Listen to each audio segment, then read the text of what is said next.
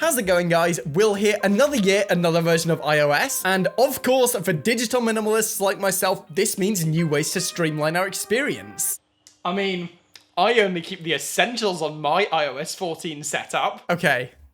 Maybe not that much. Okay, jokes aside, with iOS 14, there are some incredible improvements to the OS that make it amazing for digital minimalists, as it's so much more customizable. So you essentially get a lot of what makes Android great, but while still being able to keep that centralizing that's key with iOS. Today, I'm going to be taking you through what's on my phone and how iOS 14 just helps support this. Okay, so as usual, first off, we have these stock apps, but not as they might have been traditionally. On my home screen, we can see my arrangement of stock apps, including FaceTime, Calendar, Messages, and Music. I've also got a weather widget, as I do see the value in having that always present versus condensed to an app. And you might notice that I have significantly less than I did on my old setup, and this is because I've removed the ones I don't use. Not permanently though, just moved to the app library. I like to use the stock apps wherever possible, as almost always with Apple I work with iCloud, so I can keep everything centralized, meaning that I'll always have my data with me if I switch devices. First off, we have the first page, and back when I was on iOS 13, I would have had a full page of stock apps, as I would occasionally need them and I didn't want to uninstall them. However, because of the new file management method, I can remove apps from the home screen, which leads to a cleaner user interface,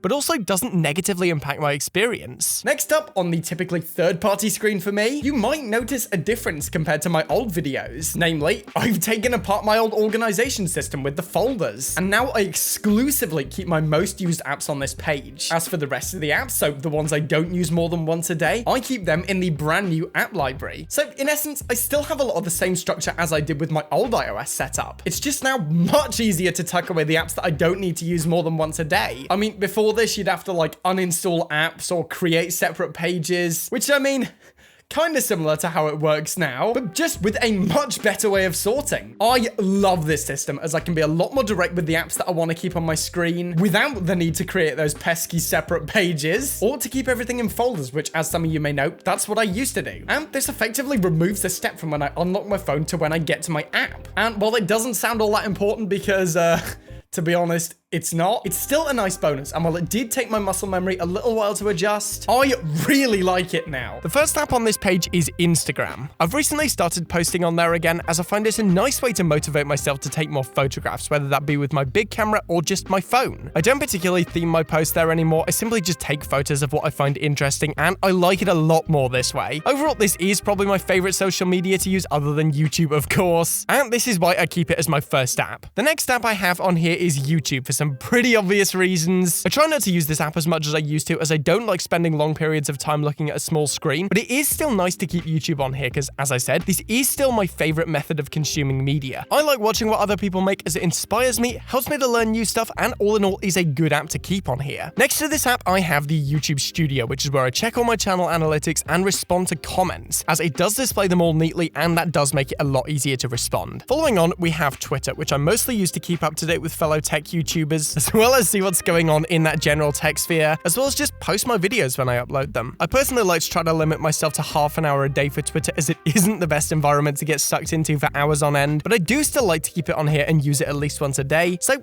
it's on my home screen. After this, and now finally for this page, we have Telegram, which is my messaging app of choice. Don't get me wrong, I do like iMessage, however, a lot of my friends are on Android, so I like to use this as it means everyone can easily message each other. Again, keeping with that digital minimalist theme, I also use Telegram on my work computer and my iPad too, keeping everything simple but centralized. Telegram is also great for file transfer, as it does let you send lossless files to yourself, which can be pretty handy if you're on Windows and want an AirDrop solution. So yeah, overall, I do really like Telegram. Next up, we are getting to the app library apps. First off, we have the social folder, which simply sorts my previously mentioned apps as well as the previously mentioned stock apps. Because all of these apps are on either one home screen or the other, this folder does barely get used. That said, I do like how it organizes all my social apps together without me needing to do anything. So yeah, that is nice. Following on from this, we have the entertainment folder, which keeps YouTube, iTunes, podcast, and music all together. I do like to use the podcasts app on occasion, but I don't really regularly use it enough to justify keeping it on my home screen, which is where, as I said before, I open my most used apps from. As I said though, I do still find value in having these apps on my phone, so I do like the fact that I can keep them tucked away until I need them. The next folder is productivity and finance, which is almost exclusively stock apps that again have been automatically automatically sorted. I do occasionally use the contacts and shortcuts, which is why they're not on my home screen, but also in this folder is Gmail, calendar, notes, and reminders, which for me are all key apps, most of which I use in my day-to-day life. So again, most of these are kept on the home screen. After this, we have the creativity folder, and ever since I started using the iPad Pro more and more, this has been massively scaled back. I no longer keep Canon Camera Connect or Lightroom on here, as I do my photo work almost exclusively on my iPad now, but I do still like to keep Neural Cam on here, which is essentially just an app that provides night mode to phones that don't have night mode built in. I actually do use this pretty regularly. However, I don't use it regularly enough to keep it on my home screen, so I'm fine with keeping it here. After this, we have the utilities folder, which is so boring that I don't want to even go over it. But then after this, we have the health and fitness folder. In here, I have the NHS Patient Access app, which I can use to order medicine or book appointments, and I'm not going to show this for obvious reasons, but it's actually pretty good. We then have the stock health app, which I use for basic sleep tracking and step counting. I actually do find it pretty useful, as I do try to aim for at least 10,000 steps a day and at least 6 hours sleep per night. So being able to see everything in the context of like a week or a month is pretty useful. Finally, for the interesting stuff at least, we have the games folder, of which I have one game in. A lot of people have actually asked me what this game's called, as I'm always playing it in my reviews, but it's called Idle Coffee Corp. I barely ever play it, to be honest. I simply keep it on here so if I'm totally stranded with no signal, I can keep myself entertained for a while. But yeah,